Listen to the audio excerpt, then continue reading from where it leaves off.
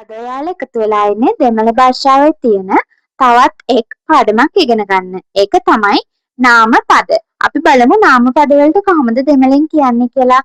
නාම පද වලට දෙමළෙන් කියනවා පෙර් සොට්කල් කියලා. පෙර් සොට්කල් දෙමළ භාෂාවේ තියෙන නාම පද අපිට ප්‍රධාන කොටස් 6කට බෙදන්න පුළුවන්. අපි එකින් එක බලමු ඒ කොටස් මොනවද සහ ඒවට උදාහරණ මොනවද කියලා. අපි බලමු දෙමළ භාෂාවේ පළවෙනි නාමපද වර්ගය. පළවෙනි නාමපද විදිහට අපිට ගන්න පුළුවන් පොරුල් පෙයර්. පොරුල් පෙයර් කියලා කියන ද්‍රව්‍ය හා පුද්ගල නාම. එතකොට පොරුල් පෙයර් වලට අපි ගන්නේ යම් පුද්ගලයෙක්, ඒ කියන්නේ පුද්ගලයෙක් හඳුන්වන්න පුළුවන් නාමයක්, සත්වයෙක් හඳුන්වන්න පුළුවන් නාමයක් හා ද්‍රව්‍යයක් හඳුන්වන්න පුළුවන් නාමයක්. අපි බලමු මොනවද මේකට ගන්න පුළුවන් උදාහරණ කියලා. අපිට උදාහරණයක් අපි මුලින්ම බලමු පුද්ගල නාමයක්. අපිට දෙමළෙන් ගන්න පුළුවන් අප්පා කියලා.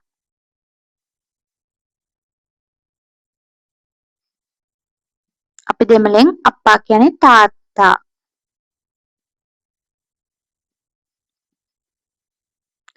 ඊළඟ පුද්ගල නාමයේ විදිහට ගමු අපි තම්බි. තම්බි කියලා කියනවා මල්ලිට. ඒ වගේම මේ වගේ පුද්ගල නාම වගේම අපිට පුද්ගලෙක්ගේ නමක් ගන්නත් පුළුවන් මේ පුද්ගල නාමයක් විදිහට. අපි ලියමු මාලා කියලා.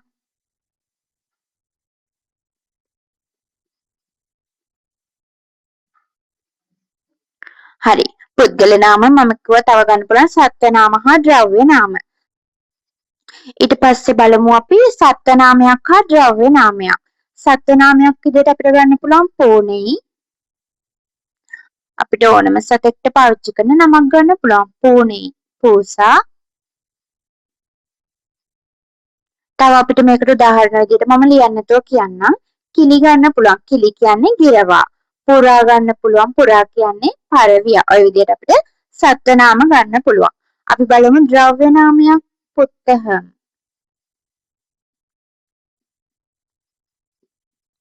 පුත්තහම් කියලා කියනවා පොත. ඒ වගේම අපිට තව ලියන්න පුළුවන් කදිරෙයි.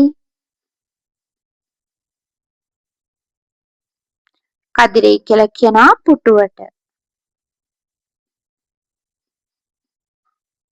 හරි. ඔන්න ඔය විදිහට එහෙනම් පළවෙනි නාමපද වර්ගය ඉගෙන ගන්න පුළුවන් පොරුල් පෙයර්. ඊළඟට අපි බලමු දෙවන නාමපද වර්ගය. දෙවන නාමපද වර්ගය තමයි ඉඩම් පෙයර්. ඉඩම් පෙයර් කියලා කියනවා ස්ථාන නාම. ඒ කියන්නේ මොනවා හරි ස්ථානයක් හඳුන්වන්න අපි පාවිච්චි කරන නාම පද. හරි. අපි බලමු මොනවද උදාහරණ කියලා.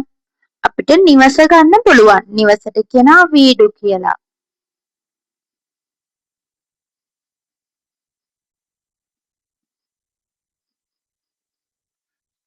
ඒ වගේම ලංකාව ඕනම රටක නමක් ගන්න පුළුවන්. ලංකාවට කියනවා ඉලංගෙයි.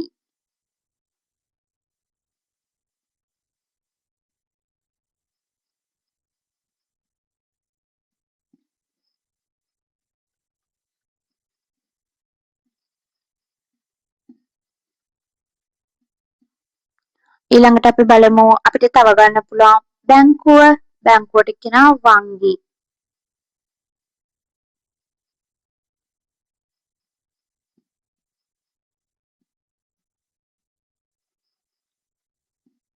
ඊට පස්සේ ගම. ගමට කියනවා ඌර්.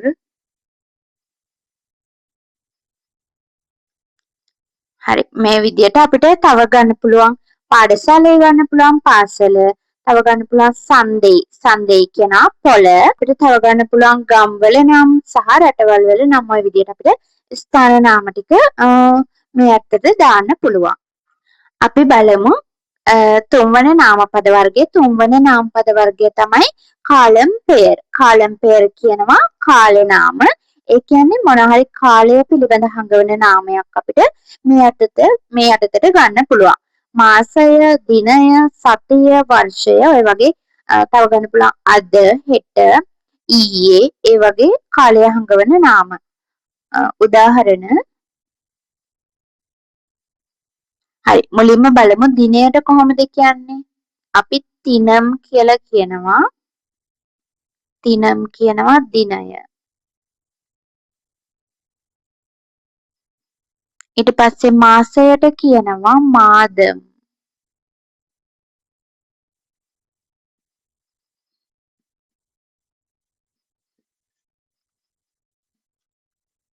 වර්ෂයට කියනවා වරුඩම්.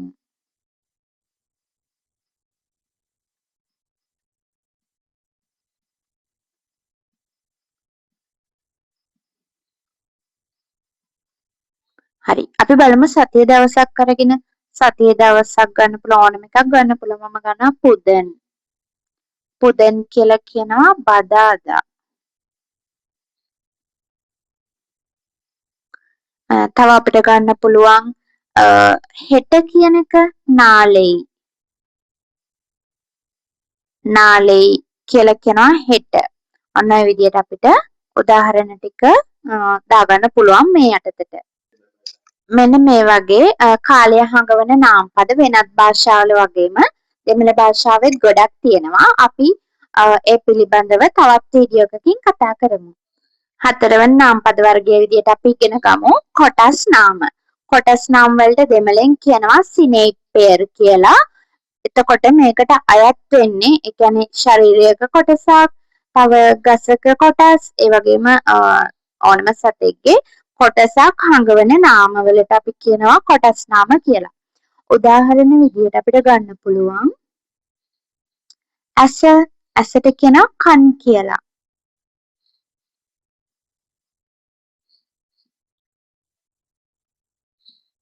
තව අපිට ගන්න පුළුවන් කාල් කියනවා කකුල. ඔය වගේ කොටස් අපිට මේකට ගන්න පුළුවන්. අපි ගමු ගසක කොටසක් කොළය ඉලෙයි. ඉලෙයි කියනවා කොළය.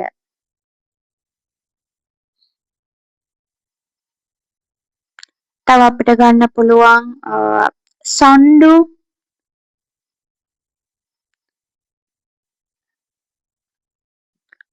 සොණ්ඩු කියලා කියනවා හොටය.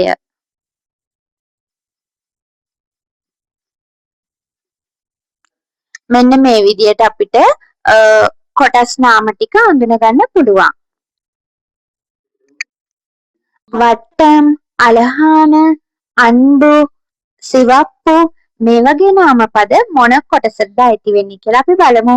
හරි. ඒක අයිති වෙන්නේ නම් මේ ගුණම් පෙයර් කියන ගුණ නාමය යටතට. මේකට අපිට ගන්න පුළුවන් ඕනම ගති ගුණයක් හංගවන නාමයක්, පාටක්, හැඩයක් හඳුන්වන්න ගන්න පුළුවන් නාමපද තමයි මේකට අයිති වෙන්නේ. අපි බලමු උදාහරණ මොනවාද කියලා. හරි. මම කලින් කිව්වා වගේ සිවප්පු කියන පාට මේකට ගන්න පුළුවන්. සිවප්පු කියන්නේ රතු පාට. ඒ වගේ ඕනම පාට වර්ගයක් එහෙනම් මේ ගුණම් පෙයර් කියන ගුණ නාමය යටතට අපිට ගන්න පුළුවන්. ඊළඟට අපි බලමු හැඩයක් හඳුන්වන නාමයක් වට්ටම්. වට්ටම් කියනවා රවුම් කියන හැඩය. ඒ වගේ අනිකුත් හැඩ වර්ග ටික අපිට මේකට උදාහරණ විදිහට ගන්න පුළුවන්. අනිත් එක තමයි ගති ගුණයක් හඳුන්වන නාමයක්. අපි ගමු අන්බු. අන්බු කියනවා සෙනෙහස, ආදරය.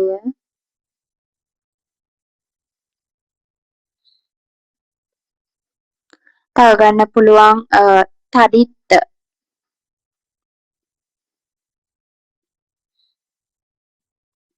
තදිත්ත කියනවා මහත. මෙන්න මේ විදිහට අපිට එනම් ඕනම පාටක්, හැඩයක්, ඒ වගේම ගති ගුණයක් හඳුන්වන නාමයක් මේ ගුණම් පෙයර් යටතට ගන්න පුළුවන්. අපි බලමු ඊළඟ අවසාන නාමපද වර්ගය මොකක්ද කියලා. කිසියම් ක්‍රියාවක් හඳුන්වන නාමපදයක් අපි හඳුන්වන ක්‍රියානාමයක් කියලා. එතකොට මේ ක්‍රියානාම තමයි අපේ අවසාන නාමපද වර්ගය. අපි ඒකට දෙමළෙන් කියනවා තොලිල් පෙයර් කියලා. හරි. අපි බලමු මොනවාද අපිට ගන්න පුළුවන් උදාහරණ කියලා. හරි. අපි කියනවා සාප්පිඩු කනවා. එතකොට කනවා කියන ක්‍රියාපදය හඳුන්වන්න අපි කනවා කියන එක හඳුන්වනවා අපි කෑම කියලා. හරි. අපි බලමු මේක දෙමළෙන් කොහොමද ලියන්නේ කියලා. සාප්පිඩු කියන එක කෑම කියලා. සාප්පිඩු දල්. සාප්පිඩුදල් කියනවා එහෙනම් කෑම.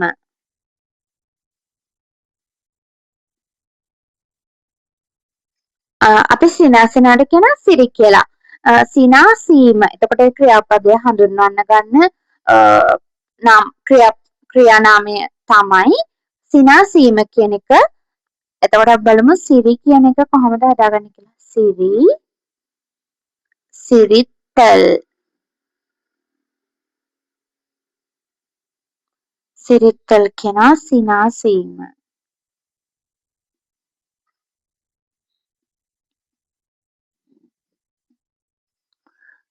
අපිට තව ගන්න පුළුවන් නටනවට කියන ආඩු කියලා. නැටීම ආඩුදල්.